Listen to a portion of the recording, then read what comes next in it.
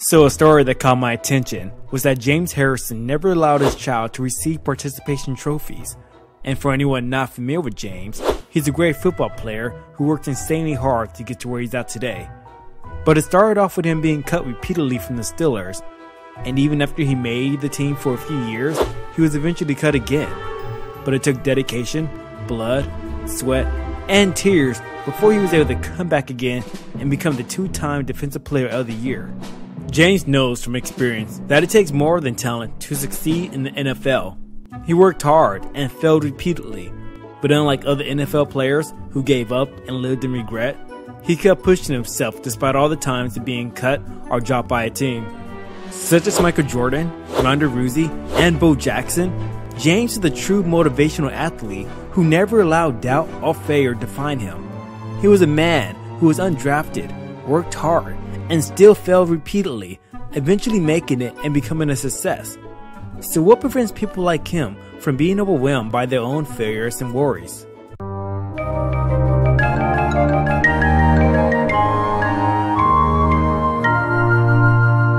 The first mistake is believing they're beyond help.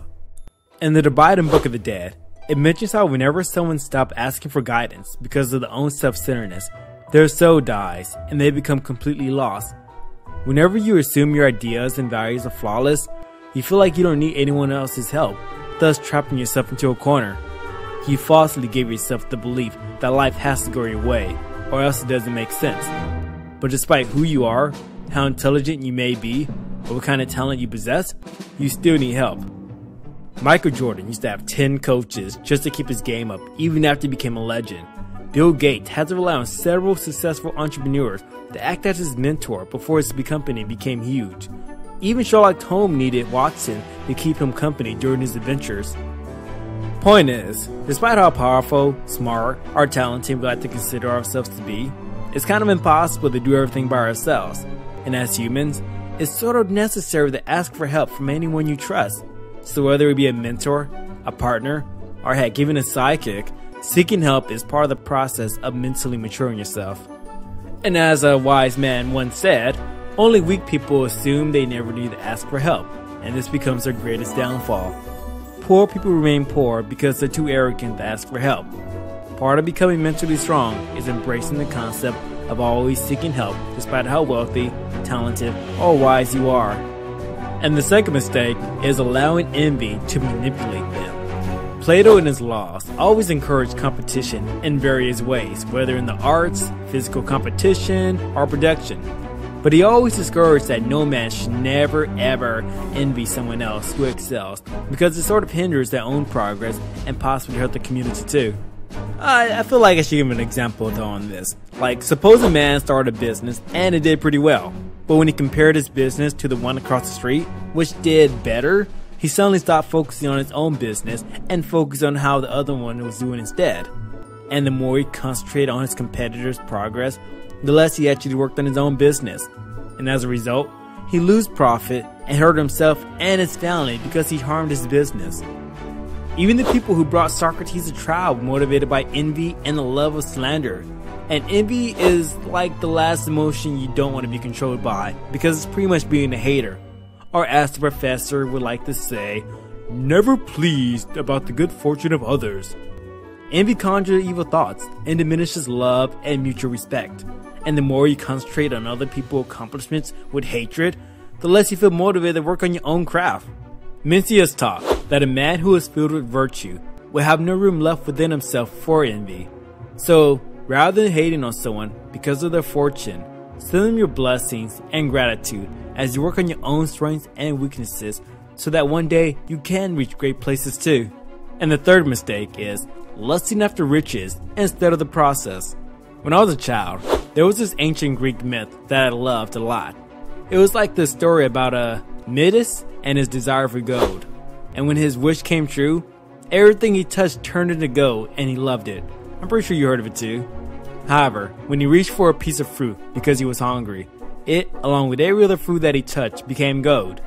And that was when he realized his foolish ways and begged for those powers to be removed. Although wealth and money are nice materials to have, what should matter most to you is virtue and knowledge. Everyone wants to be famous or wealthy, but never consider the process of getting there. They're so used to seeing the end results that they forget that it actually requires hard work and sacrifice to get there. Whenever someone sets a goal to reach the same place as anyone successful, they usually give up pretty fast because their mind was set to the wrong prize. And the desire for wealth has never made mankind better or a single person happy forever. Such as drugs or alcohol, wealth only provides people with a temporary high before they search for something new to excite them. Instead, seek for progress in ways to beat the person you were yesterday.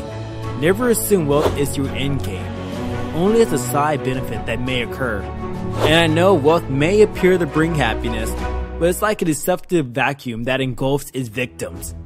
Make your end game becoming the best version of yourself and everything you wanted to be as a human being. And the fourth mistake is playing the blame game. So I think the very first blame game to be played in history was probably in the event of Adam and Eve. For those not familiar, which I highly doubt, the short version is that Eve ate a fruit she wasn't supposed to eat and blames it on a serpent who seduced her into doing it. From there, Adam blames Eve for seducing him to eat the fruit, and that's when the whole blame game has carried on to this very day. People are quick to blame anything else in the world so long as it doesn't point back to themselves. If someone fails a test, they either blame their professor, their school, or their parents. If someone can't find a job, they blame the economy, other people, or how unfair life can be itself. And I know there's a variety of elements that may contribute into someone's downfall, but mentally strong people are aware of the dangers of removing all responsibilities from themselves. They accept their own mistakes and find a solution to fix them. They might not come up with a guaranteed solution to fix all their problems immediately, but they gradually work on them until they are fixed. Avoid being a pessimist because they allow themselves to constantly blame other people as they continue to play the victim.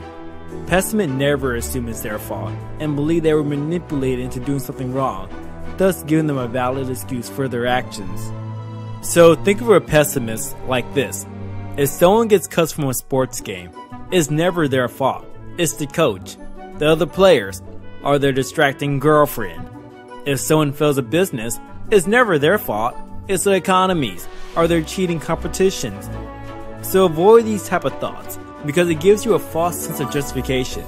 Oh, and speaking of the blame game, the last mistake is don't cry wolf upon yourself. So a popular victim of the 1990s was a former football player who referred to his arrest, the Bronco chase, and trials as his own way of being bullied, explaining how terrible it was that society had placed him through such agony just because blood evidence had pointed to him as a double murderer. Crime victim has become a trait that people rely on too often, even if they're the ones who dug their own holes of despair. For example, if someone murders their boss, it was only because they were unjustly fired. If someone beats their spouse, it was only because they were pushed over the edge to do so. People are quick to cry victim upon themselves for any kind of mistake. As long as someone can find an excuse, then they feel like they don't even have to face the fact that they're a failure. A delusional self-victim blames everyone else in the world for their problems and avoid the responsibilities to fix them all. It's understandable to say that it gets tough when you're suffering and you can't help but complain when it first occurs. But to continue playing victim even after time has passed will be childish. Mentally strong people give themselves time to soak in their mistakes and then put in the effort to stop playing victim and become responsible for themselves. Hey guys, I hope you enjoyed. If you'd like to see more videos in the future, just hit the like button and subscribe.